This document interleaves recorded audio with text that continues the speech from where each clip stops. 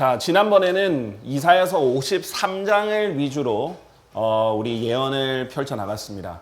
자, 오늘은 이사야 53장 말고도 예수님에 대해서, 특히 초림 때 예수님에 대해서 다루는 예언들이 많이 있는데 그 중에 예수님의 죽으심에 초점을 맞춰서 예언을 진행하도록 하겠습니다. 자, 이렇게 말해 볼 수 있겠죠. 인류 최악의 살인사건. 왜냐하면 이 살인사건은 우리 창조주이신 하나님께서 인간이 되어 오셨는데 창조물들에게 피살된 사건입니다. 예수님께서는 스스로 죽으신 게 아니라 살해를 당하셨죠. 그래서 이 인류 최악의 살인사건이 될 수 있는데요. 하나님이 살해되셨으니까요. 그런데 이 사건 발생 1000년 전에 예고되었다라는 것이 중요합니다. 아주 상세하게 디테일이 정말 살아있게 구석구석 그 요소를 예언을 했고요. 그대로 성취가 되었습니다. 그 중에 핵심이 이제 시편이고요. 이 시편 22편과 함께 다양한 다윗의 시가 특히 이 메시아에 대해서 상세하게 얘기를 하고 있습니다. 자, 디모데전서 3장 16절에는 하나님께서는 육체로 명백하게 나타나셨고라고 말씀하십니다. 하나님께서 육체로 나타나셨는데 그분께서 창조물들에 의해 피살이 된 사건입니다. 자, 그런데 이것은 미리 하나님께서 예언을 1000년 전에 해놓으셨다는 것이죠. 지금 예수님께서 십자가에 달리셨을 때 그때 하신 말씀 중에 하나가 나의 하나님 어찌하여 당신께서는 저를 버리셨나이까 이 말이었어요. 자, 이 외침은 1000년 전에 시편 22편에 기록되어 있던 말과 정확하게 일치합니다. 시편 21편 2편 1절이 바로 이 말로 시작이 되거든요. 그래서 성경을 아는 누구라도 이 말을 통해서는 예수님의 십자가의 사건이 이 바로 시편 22편과 깊은 관계가 있구나라는 것을 바로 알 수 있게 됩니다. 시편의 이제 주요 저자는 다윗이라고 할 수 있죠. 다윗만이 아니라 다양한 저자들이 있지만 다윗이 주요 저자고요. 특히 시편 22편을 비롯해서 여러 메시아 시를 이 다윗이 기록을 했습니다. 그래서 오늘 주로 볼 예수님의 십자가 사건에 대해서도 시편의 중심으로 볼 겁니다. 그래서 다윗은 하나님께서 예수 그리스도의 예표로도 많이 제시해 주셨기 때문에 다윗이 스스로 나라고 표현해서 했던 시조차도 사실 메시아에게 적용이 돼서 메시아에게 그대로 적용되는 것을 우리가 볼 수 있습니다. 자, 지난번에도 잠깐 소개했다시피 이 피터 스토너라는 박사는 수학자인데요. 이 그리스도인 수학자가 이 정확하게 이 통계를 내서 약 48가지의 예언이 적어도 몇백 년에서 1000년이 넘는 그 예언들의 48가지의 예언이 한 사람에 의해서 구체적으로 정확하게 우연히 성취될 확률을 구했더니 1에 10의 157승분의 1이 나왔던 거죠. 공이 157개나 된다라는 겁니다. 그래서 이것을 이제 잘 안 알았기 때문에 공 157개를 다 넣으면 이 정도가 되고요. 이것을 우리가 부를 때 공이 8개 있으면 억이라고 부르고 12개가 있으면 조, 16개 있으면 경, 20개 있으면 해, 24개 있으면 자, 28개 있으면 양 등등 있는데요. 이제 더 이상 호칭이 부족할 정도로 공이 많다는 겁니다. 자, 10에 20승 정도만 돼도 통계학에서는 절대 우연이 아니라고 취급합니다. 그러니까 이것은 절대 우연히 일어날 수 없는 극악의 확률이죠. 지금 이 온 천지 만물에 알려져 있는 별들의 숫자보다 훨씬 많고요. 분자의 숫자보다 훨씬 더 많습니다. 자, 분자는 우리 지구만 해도 분자를 얼마나 많이 나눌 수 있겠습니까? 그런데 지금까지 알려져 있는 이 온 만물의 이 분자의 숫자도 공이 157개가 되지 않습니다. 그만큼 우리가 상상을 뛰어넘는 숫자다라는 걸 알 수 있는데요. 이것을 할 수 있는 분 단 한 분 하나님밖에 없습니다. 자, 시편 22편 16절에 이렇게 구체적으로 나와 있습니다. 이는 개들이 저를 둘러쌌기 때문이니다 라고 했어요. 자, 우리가 잘 알다시피 유대인들은 이방인들을 개들이다 이렇게 불렀죠. 이방인들이 둘러쌀 것이다 라고 얘기했고요. 사악한 자들의 집회가 저를 둘러막았나이다. 사악한 자들의 집회 모임이 있을 거라고 했죠. 예수님은 실제로 그 유대인들이 예수님을 팔아넘기기 위해서 모여가지고 작당해서 팔아넘겼습니다. 그들은 저의 두 손과 저의 두 발을 찔렀나이다. 그런데 매우 상세하게 두 손과 두 발을 찔렀다라고 합니다. 영어로 hands, 그다음에 feet, 복수형이죠. 자, 한쪽 손도 한쪽 발이 찔린 것도 아니고요. 그랬으면 우연히 잘못해서 어디인가 찔렸을 수 있는데 두 손과 두 발이 찔려버렸습니다. 이것은 정확하게 우리가 알고 있는 십자가의 이 형벌을 얘기를 하고 있습니다. 자, 우리가 알다시피 예수님은 유대인들이 그를 십자가에 못 박으소서, 못 박으소서라고 외치고 계속 주장을 하는 바람에 무죄를 3번이나 선고받았음에도 불구하고 결국 십자가에 못 박히게 되셨습니다. 자, 이것이 놀라운 이유는 유대인들의 원래 사형 방식은 뭐였죠? 전통적인 사형 방법은 돌팔매였습니다. 십자가형은 유대인들의 사형 방법이 아니었어요. 그런 적이 없었습니다. 자, 그런데 하필 그때 로마 제국의 속국이 되었고요. 로마 제국의 사형 방법이 십자가였어요.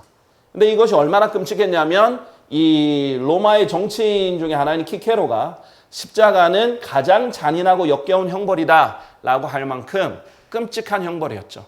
단번에 그냥 목을 베는 게 아니라 천천히 진짜 말려 죽이고 끝까지 고통스럽게 만드는 그런 형벌이었어요. 자, 이 로마 제국의 십자가 형벌이 예수님께서 당하게 되신 사형 방법이었죠. 자, 우리가 잘 알다시피 빌라도가 처음에 심판을 한 게 아니에요. 이 사람들 막 몰려와서 심판해달라고 하니까 빌라도가 너희가 해. 너희 율법에 따라 해. 지금 나는 종교를 재판하려고 있는 게 아니야. 너희 율법에 따라 심판해라. 이렇게 했더니 유대인들이 어떤 사람을 사형에 처하게 하는 것은 우리에게 합법적이지 않나이다 라고 했어요. 우리는 사형을 시키려고 하는데 이 사람을 사형에 처하게 하는 것은 이제 우리가 로마의 속국이니까 행정적으로 우리가 할 수 있는 일 아닙니다. 총독 당신이 하셔야 됩니다. 라고 얘기를 하죠. 자, 이는 예수님께서 자신이 어떤 죽음으로 죽을지 알려주며 말씀하셨던 그분의 발언이 성취되게 하려 함이었더라 라고 되어 있습니다. 자, 예수님께서 십자가형을 당하셔야 됐기 때문에 로마 총독이 너희들이 심판해라 라고 넘겨줬는데도 불구하고 다시 로마 방식으로 사형을 당하게 되는 거예요. 만약에 이 유대인들이 자신들의 율법에 따라 심판을 했으면 어떻게 했어요? 돌로 쳐서 죽이려고 했을 겁니다. 자, 우리가 잘 아는 이 예언 중에 하나가 스가랴 12장 10절인데요. 지금 여호와 하나님께서 지금 구약에서 말씀하시는 거예요. 내가 하면서 1인칭으로 말씀하시는데 내가 다윗의 집 위와 예루살렘 거주자들 위에 은혜의 영과 간구들의 영을 부어주겠노라. 그리하면 그들은 자신들이 찔렀던 나를 바라볼 것이요 라고 했어요.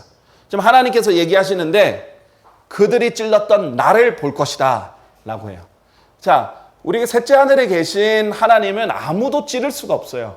사탄이라고 할지라도 하나님을 찌를 수는 없습니다.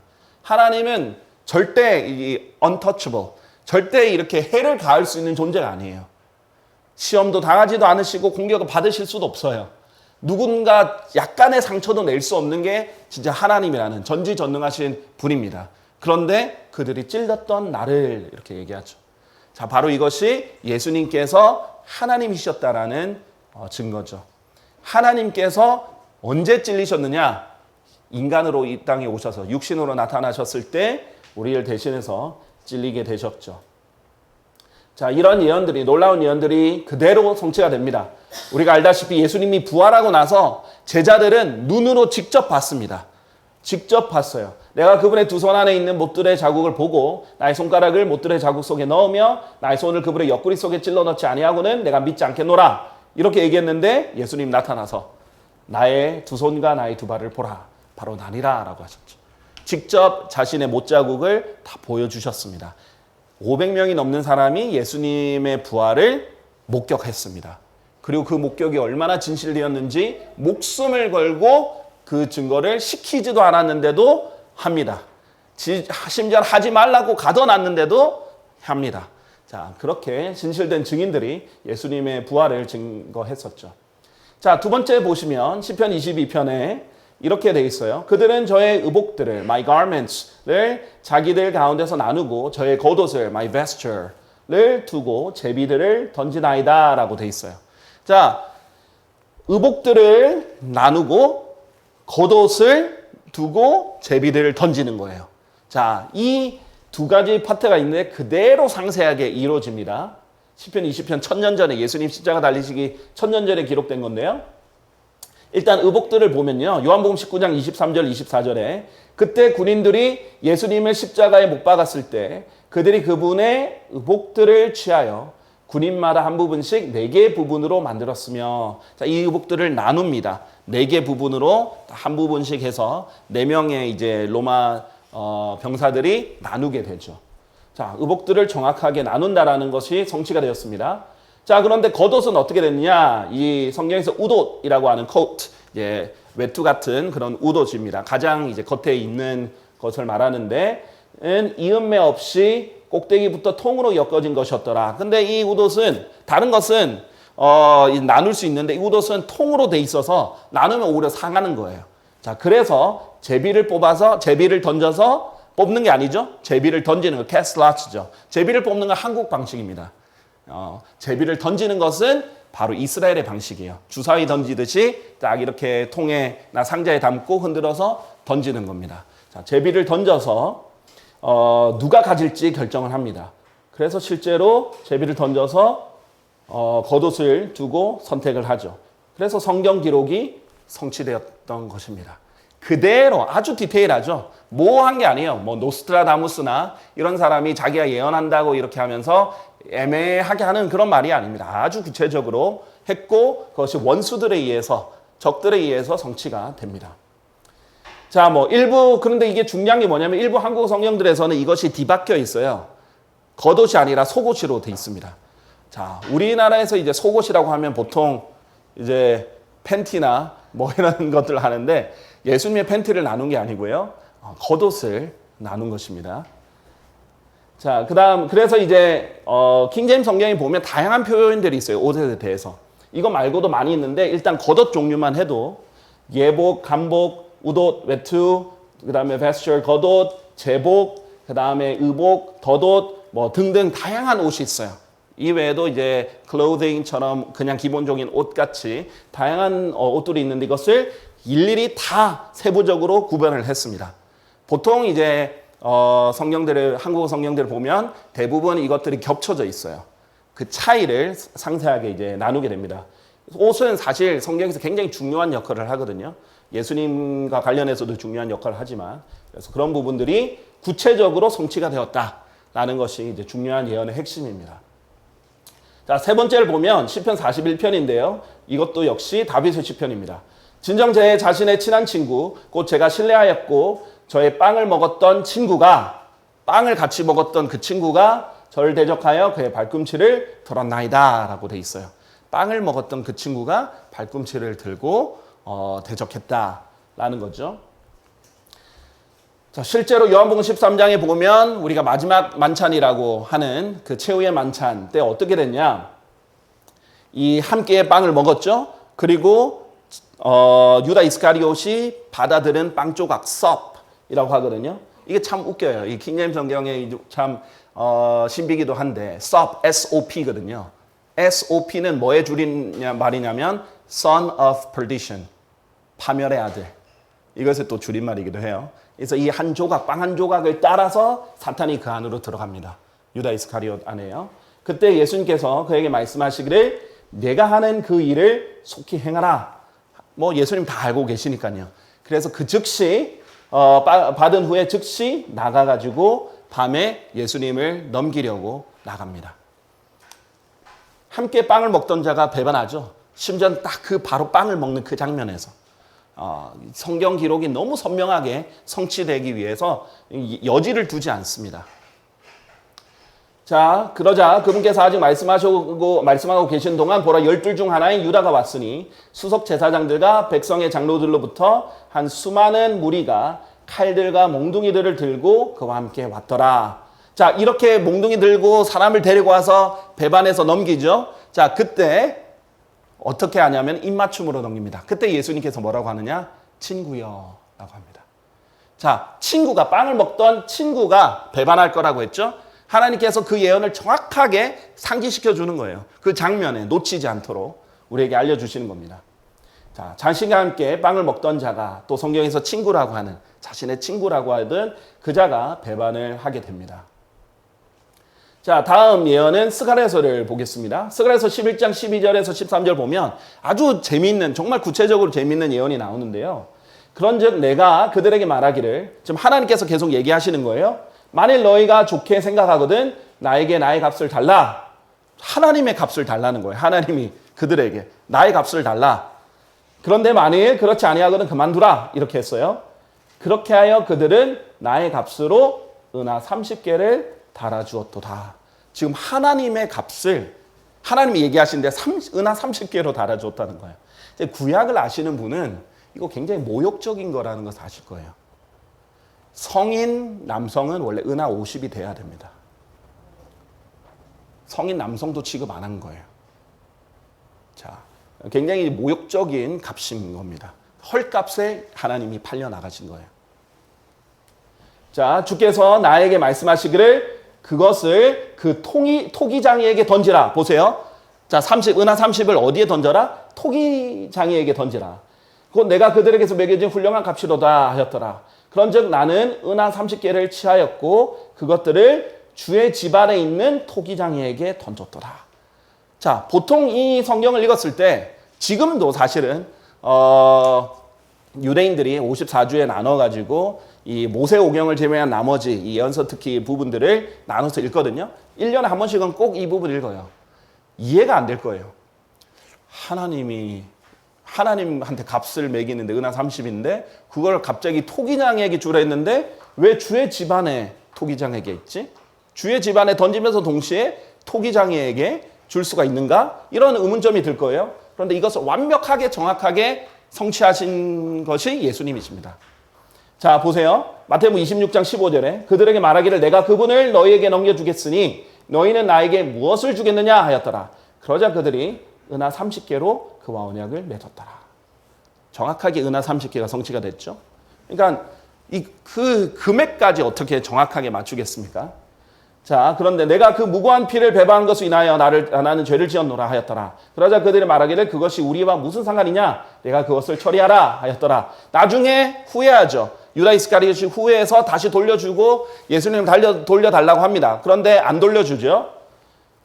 그러자 그가 그 은하들을 성전 안에 던져버리고 떠났으며 가서 스스로 목을 매달았더라. 자, 돈을 성전 안에 던지고 목을 매달았어요. 자, 이것은 후회이지 회개는 아닙니다. 회개는 죄를 지은 것에 대해서 슬픔이 있을 뿐만 아니라 어디로 가야 돼요? 하나님께로 가야 돼요. 그리고 어떤 행위들에 대한 슬픔이 아니라 자기의 본질에 대한 슬픔이어야 돼요. 자기가 죄인이라는 것, 정말 추악한 죄인이라는 것에 대한 슬픔 플러스 하나님께로 가야 돼요. 아, 슬퍼가지고 세상 사람들도 슬퍼해요. 후회해요. 그래서 목을 매달죠. 죽음으로 갑니다. 그게 죽음에 이르는 세상의 슬픔이에요. 근데 회개에 이르게 하는 하나님으로부터 온 슬픔은 하나님께로 가게 해요. 자기가 잘못했으면 하나님께 가야죠.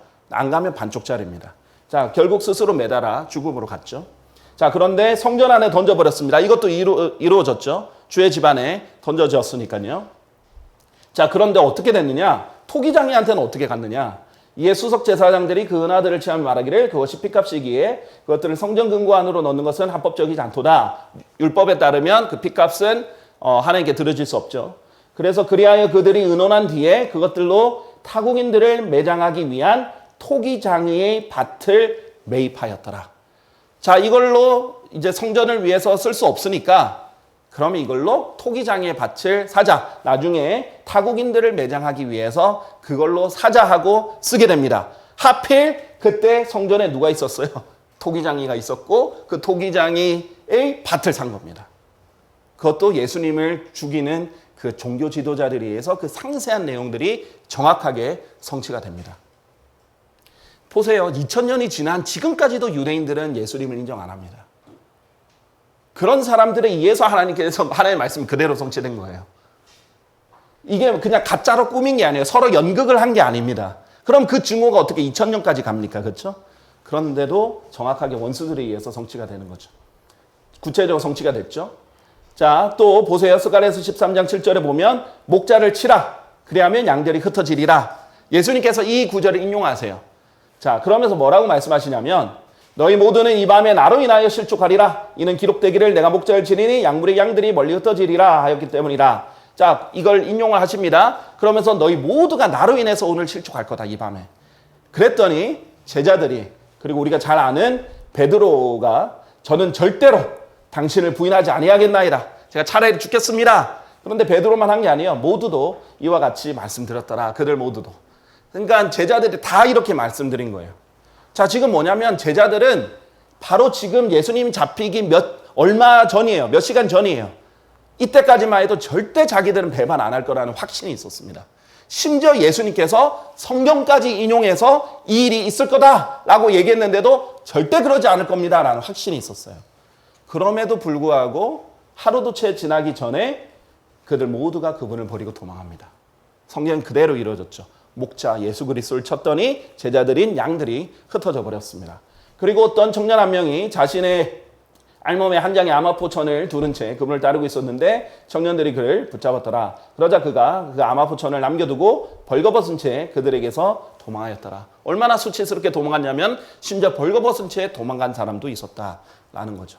이 모든 것이 그렇게 자기들은 절대 배반하지 않고 목숨을 내놓고 하겠다라는 사람들이 했던 그 발언이 24시간이 지나기도 전에 이루어졌습니다. 정확하게 이루어졌고요. 또 시편 109편 다윗의 시편을 보면요. 6번째로 자 보세요. 예수님이 넘겨진 방법에 대해서 어떻게 죽게 될 것인가, 사형에 넘어질 것인가, 거짓말로, 거짓 증거로 인해서 그렇게 될 거라는 구체적인 방법이 적혀 있어요.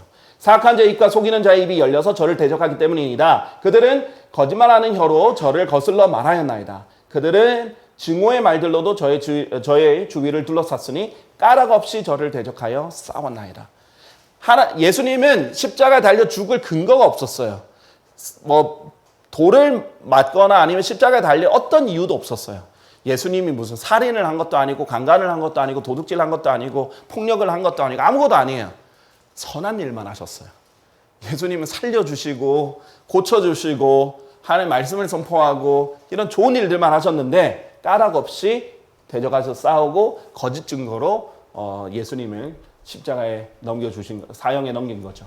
온 공회가 이 사악한 자의 집회, 공회입니다. 성경에 나오는 공회는 항상 부정적이에요. 사악한 자들의 집회다, 공회. 자, 공회라는 말을 제일 많이 쓰는 데가 어디죠? 로마 가톨릭입니다. 니케아 공회, 뭐 무슨 공회, 무슨 공회. 심지어는 성경을 내는데 세계 성서 공회, 대한 성서 공회. 그게 성경에서 얼마나 부정적으로 나왔는지를 모르고 그 공회라는 말을 계속 쓰는 거예요. 자, 온 공회가 예수님을 사형에 처하게 하려고 그분을 대적할 거짓 증인을 구하였더라. 진정 비록 많은 거짓 증인들이 왔으나 그들이 전혀 발견하지 못하였더라. 아무리 거짓 증거를 해도 뭐 실제로 되는 게 없죠. 마지막으로 2명의 거짓 증인들이 왔으며 말하기를 이 사내가 나는 능히 하나님의 성전을 파괴하고 3일 만에 그것을 지을 수 있노라 라고 말하였나이다. 자, 요한복음을 보면 예수님이 이 말을 한 게 아니라 자기 몸을 향해서 이 성전을 헐라. 그래야면 내가 3일 만에 다시 세우겠다라고 자기 몸에 대해서 얘기했어요. 자, 그런데 교묘하게 이 건물을 지금 헐려고 했습니다.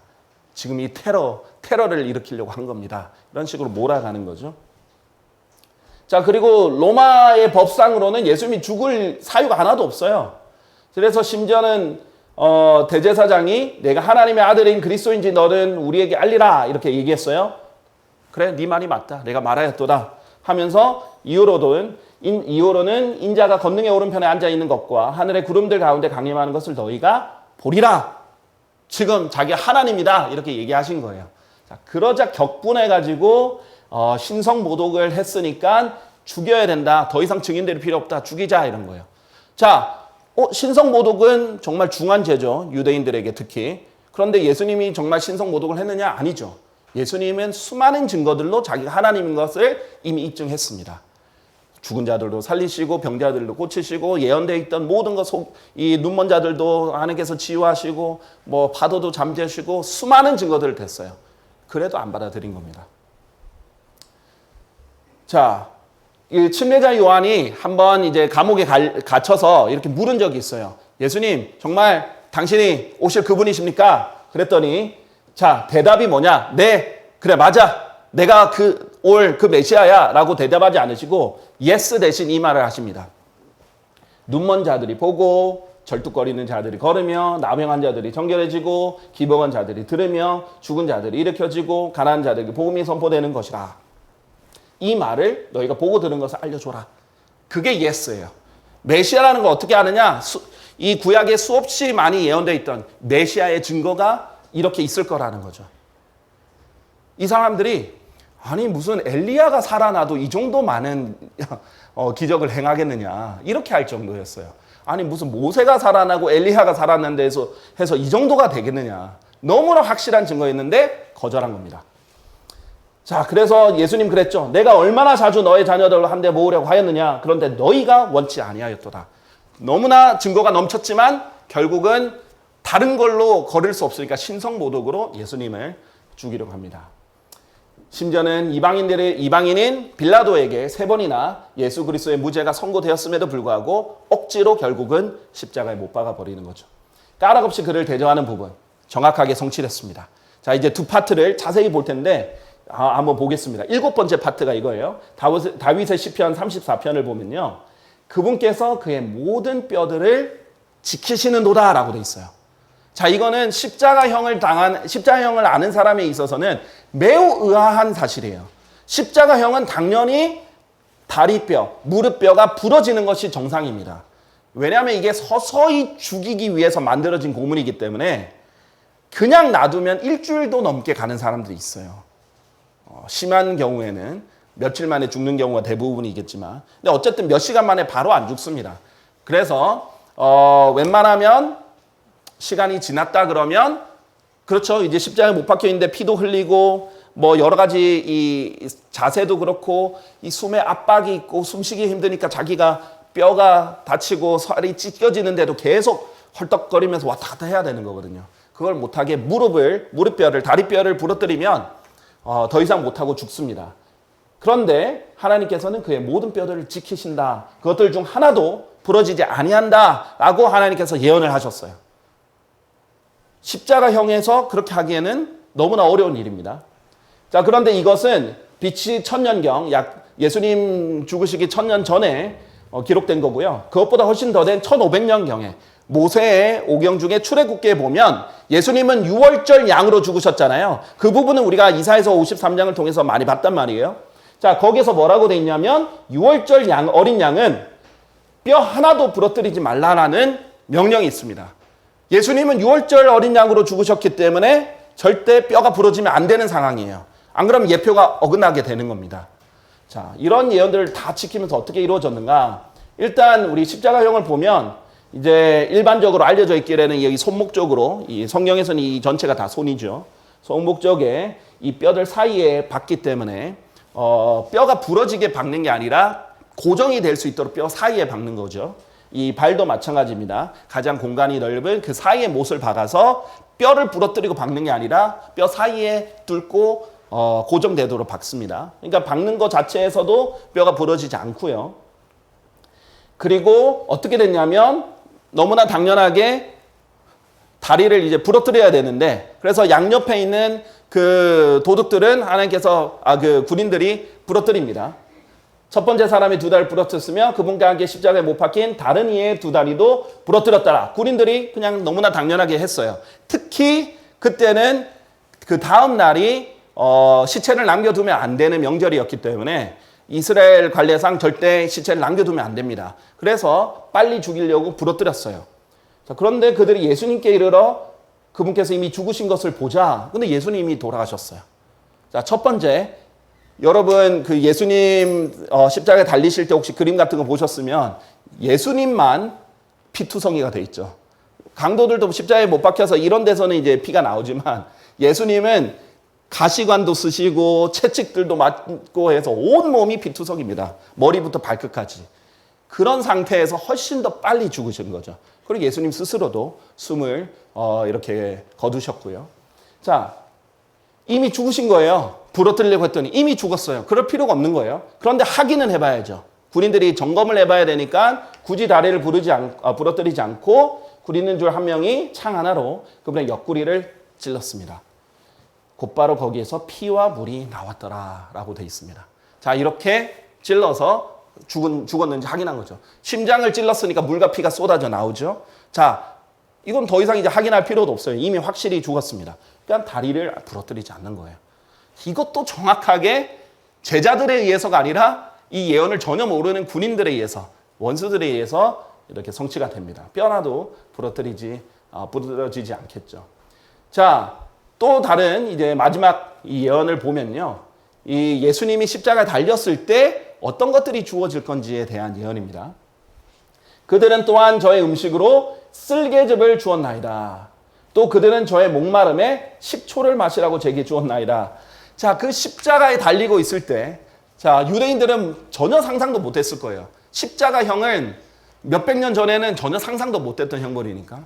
그런데 죽는데 뭐가 그렇게 많이 일이 일어나는가? 뼈도 안 부러지지, 뭐 혀가 이렇게 붙었다고 하지, 굉장히 목마른 상태지. 그런데 거기에 쓸개즙이랑 식초가 주어지지. 너무 디테일한 거죠. 그것이 예수님께 정확하게 이루어졌는데요. 자, 보면요. 시편 22편 15절에 보면 예수님의 고통, 목마름의 고통이 나옵니다. 저의 힘은 질그릇 한 조각처럼 말라버렸나이다. 또 저의 혀는 저의 턱에 달라붙었나이다. 목마르면 이제 혀가 마르죠. 이게 붙어있죠. 자, 그런데 얼마나 말랐으면 턱에 달라붙을 정도로 붙었다. 그리고 당신께서 저를 사망의 티끌 속으로 데려가셨나이다. 자, 이런 일이 일어났어요. 이것은 지옥에서 죄인들이 당하는 고통을 보여줍니다. 예수님께서는 지옥에 갈 죄인들을 대신하여 죽으셨기 때문에 이 목마름의 고통도 여기 있는 사람은 제 혀를 식히게 해주소서 하면서 물 한 방울을 구하는데 물 한 방울 전혀 얻지 못하죠. 예수님도 목마르다, 내가 목마르다 했는데 물을 절대 얻지 못합니다. 자, 그 고통을 당하셨어요. 자, 이 일 뒤에 예수님께서 이제 모든 것들이 이룩되었음을 아셨기에 성경 기록이 성취되게 하려고 말씀하시기를 내가 목마르다, I thirst, 내가 목마르다 하시니라 이렇게 했어요. 자, 그랬더니 어떻게 됐느냐? 자, 먼저 자, 보세요. 일단 예수님이 이때는 이제 달리시고 나서 오래 지나셨을 텐데 예수님께 무언가 마실 것이 주어진 게 3번이에요. 자, 첫 번째. 그들이 쓸개즙이 섞인 식초를 그분께 마시라고 주었어요. 자, 이거는 예수님 십자가에 막 달리셨을 때예요. 그분께서 친히 그것을 맛보시고는 마시려 하지 않으셨더라라고 했어요. 자, 이 목적이 뭐냐면 쓸개즙이 섞인 식초는 약간 진통제 같은 목적이 있습니다. 자, 그런데 쓸개즙을 받으셔야 되기 때문에 맛을 보고는 더 이상 마시려 하지 않으셨어요. 자, 이게 쓸개즙이죠. 그리고 식초도 같이 있었으니까 쓸개즙과 식초를 받으셨어요. 자, 그런데 또 한 번 무슨 일이 있었냐면 그런 다음에 그들이 그분께 모략이 섞인 포도주를 마시도록 주었으나 이때는 모략과 포도주, 이거는 이제 강력한 진통제입니다. 쓸개즙은 약간 조롱의 의미도 있는 거예요. 하지만 이것은 완전한 진통제예요. 모략은 죽는 사람한테 쓰는 거거든요. 그리고 포도주도 알코올이 이제 고통을 잊게 말하는 진통제 역할을 하죠. 그런데 그분께서 아예 받지도 않으셨어요. 자, 성경에 보면 예수님께서 포도주를 마셨다는 기록은 단 한 번도 없어요. 포도주를 죽을 때까지 받지도 않으셨습니다. 자, 이런 부분이 있습니다. 자, 혹자 이렇게 물어볼지 몰라요. 뭐 가나의 혼인잔치에는 어떻게 했습니까? 그 가나의 혼인잔치에 예수님께서 물을 포도즙으로 만들어 주셨지, 그것도 포도주도 아니고요. 포도즙을 만들어 주셨지 마셨다는 기록이 없어요. 심지어는 최후의 만찬에서도 예수님 직접 마셨다라는 기록은 없어요. 네. 그것도 심지어 새 포도즙이지 포도주는 아닙니다. 자, 어쨌든 간에 이렇게 마시지 않았는데요. 자, 이 부분은 뭐냐면 잠언 31장 6절에 보면 독주는 죽기 직전인 자, him that is ready to perish, 직전인 자에게 주고 술은 무거운 마음들을 지닌 자들에게 주라라고 했어요. 자, 이거는 진짜 너 죽을 것 같아? 그럼 술 마셔라고 추천하는 게 아니라 잠언 31장은 밧세바가 아들 솔로몬에게 왕은 절대 술 마시는 일은 왕에게 적합한 일이 아니야. 술은 이런 사람에게나 줘 라고 부정적으로 얘기하는 거예요. 추천하는 게 아니라 부정적으로 얘기하는 건데 죽기 직전인 자, ready to perish. 자, 제가 이 강의를 했을 때 어떤 분이 물으시더라고요. 제가 읽은 성경에는 망하게 된 자라고 돼 있는데 뉘앙스가 굉장히 다릅니다. 죽기 직전인 자는 예전에 이제 사형수들에게 일부러 독주를 줬거든요. 고통을 경감하기 위해서 그런 의미가 되기도 하고 아니면 정말 고통 가운데 죽어가는 사람한테 주기도 하고 뭐 이랬던 거예요. 근데 이제 perish가 여러분 잘 알다시피 에스더가 한 말 있죠. 내가 죽으면 내가 죽으리라. 죽으면 죽으리라 했던 게 I perish, when I perish, I perish, if I perish, I perish인가? 그 말에 썼던 거예요. 자, 그리고 ready to 하면 뭐뭐 하기 직전 이런 뜻이 있거든요. 그래서 죽기 직전인 자에게 주고 술은 이런 사람들에게 줘라 이렇게 부정적으로 얘기를 했던 거예요. 그런데 예수님께 고통을 경감할 수 있는 그 독주가 주어졌음에도 불구하고 그 모략이 섞인 포도주 그 강력한 마취제가 주어졌음에도 불구하고 예수님께서는 아예 거부를 하셨어요. 모든 고통과 징계를 그대로 우리를 대신해서 받으신 거예요. 그 죄에 대한. 그래서 하나님께서 온전한 고통을 그대로 받으셨다. 그래서 받지 않으셨고 고통이 완화되는 것도 거부하신 거예요. 우리를 위해서 모든 것을 다 받아들이셨죠. 자, 그런데 식초를 왜 받아들이셨는가? 맨 마지막에 이제 죽기 직전에 이때 내가 목마르다 그러니까 식초로 가득 찬 그릇 하나가 놓여 있었더라. 그리하여 그들이 해면 하나를 식초에 충분히 적신 후에 그것을 우슬초에 달아서 그것을 그분의 입에 대었더라. 자, 그런데 어떻게 했어요? 예수님께서 이것을 받으셨어요. 자, 왜 식초는 받으셨는가? 이거는 조롱의 의미이기 때문에 고통을 주기 위해서요. 이거는 절대 식초는 여러분의 갈증을 해결해 주지 못합니다. 더해 줍니다. 자, 보세요. 우리가 일반적으로 요리할 때 쓰는 일반 식초가 보통 4%에서 7%의 식초, 순수 식초고 나머지는 물을 탄 거예요. 자, 그런데 순수 100% 식초는요. 산 덩어리예요. 산 덩어리. 뭐 염산까지는 안 되겠지만은 굉장히 강한 산 덩어리예요. 이게 뼈를 담그면 뼈가 이렇게 말랑해질 정도로 강력한 산입니다. 그리고 쓰라린 통증을 야기하죠. 안 그래도 지금 피투성이고 상처투성이고 말라 있는데 그렇죠? 쩍쩍 말라가지고 갈라져 있는 거기에 식초를 주면 더한 고통을 강하는 거예요. 그리고 이것은 갈증을 절대 해소하지 못하고 더 오히려 야기시킵니다. 이 조롱으로 준 거예요. 식초는. 자, 모략을 탄 포도주는 사형수한테 자비로 준 거예요. 근데 그건 안 받으셨어요. 마지막에 조롱으로 식초를 준 거는 받으셨어요. 그리고 이걸 받아야 예언이 성취가 되죠. 자, 잠언에 보면 이렇게 나와 있습니다. 게으른 자는 그를 보내는 자들에게 마치 이에 식초 같고 두 눈의 연기 같으니라. 자, 무슨 말이에요? 고통이다 이거예요.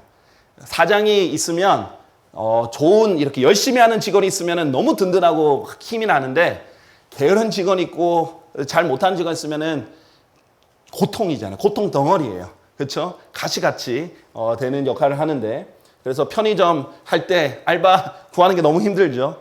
자, 그런데 이에 식초 같고 두 눈의 연기 같으니라. 눈에 연기 들어가면 어떻게 해요? 너무 따갑고 눈물이 나죠. 마찬가지예요. 이에 식초가 그대로 들어가면 희석된 거 말고 그대로 들어가면 고통스럽습니다. 자, 그 고통으로 준 것이다라는 겁니다. 그래서 하나님께서는 이 식초를 예수님께서 식초를 받으셨어요. 그리고 친히 말씀하시기를 다 이루어졌도다라고 했어요. 자, 보세요. I have finished가 아니에요. 내가 이루었다. 내가 다 이루었다가 아니에요. It is finished. 다 이루어졌도다라는 거예요.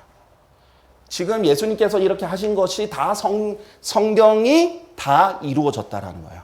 성경 기록이 다 이루어졌도다라고 얘기하는 겁니다. 내가 다 했다. 이 말이 아니라 다 이루어졌다라는 겁니다. 이 수동과 능동의 의미는 큰 차이가 있는 거죠. 자, 그러고 나서 그분께서는 자신의 머리를 숙이고 숨을 거두셨더라. 마지막까지 조롱과 고통을 마지막까지 다 받으시고 숨을 거두셨습니다. 그분이 우리 주 예수 그리스도시죠. 이 예언이 그대로 성취가 된 겁니다. 자, 여러분, 오늘 제가 여러분에게 알려드린 예언만 해도 이것을 강제로 자기가 하고 싶어도 절대 이룰 수 있는 사람 아무도 없어요. 예전에 몇 년 전에 누군가 어떤 종교에 심취한 사람이 자기가 예수님처럼 죽겠다고 어디인가 지방에 십자가에 못 박혀서 죽은 적이 있어요. 그 사람이 아무리 예수님을 따라해서 모조를 한다고 해서 이 예언을 다 이룰 수 없습니다. 자, 이것이 예수님께 이루어진 겁니다. 그래서 내가 예수다, 재림 예수다, 메시아다 다 분별할 수 있어요. 성경만 알면 다 분별할 수 있습니다. 자, 성경을 보면요. 이 예언들이 놀랍게 이루어졌는데요. 예수님께서 당신께서 그의 혼의 죄를 위한 제물로 만드실 때 그는 자신의 씨를 볼 것이요. 어떻다고요? 자신의 혼을 제물로 만들 때 예수님은 본 게 뭐가 있어요? 바로 자신의 씨를 볼 거라는 거예요. 예수님을 통해서 태어날 씨를 보는 거예요. 우리가 예수님을 믿었을 때 어떻게 되죠? 거듭나죠. 우리가 태어납니다. 태어날 씨를 보신 거예요. 그가 자신의 혼의 상고에서 난 것을 보리니 만족해 하리라. 그 고통 가운데도 동력이 뭐였냐? 자신의 죽음을 통해서 구원받을 사람을 보시고 견디신 거예요. 그래서 우리 히브리서 12장 2절 보면 우리 믿음의 창시자이자 완성자이신 예수님을 바라보자. 그분께서 자신 앞에 놓인 즐거움을 위하여 수치를 멸하시며 십자가를 건지셨고 하나님의 보좌 오른편에 앉게 되셨느니라. 이것이 예수님의 원동력이었어요. 여러분의 고난과 여러분의 어려움을 극복하는 원동력이 뭡니까? 바로 이 혼들이 구원을 받는 그 기쁨. 예수님이 그 고통을 당하면서 이루셨던 그것을 목적을 이루게 정말 더 많은 사람이 구원받게 하는 그 기쁨에 여러분이 그 고난과 그 고통을 견딜 수 있는 그 원동력이 예수님처럼 되기를 진정으로 바랍니다. 자, 오늘 예언을 통해서 하나님의 말씀의 확실함을 더 많이 알게 되기를 바라면서요. 여기까지 하겠습니다. 감사합니다.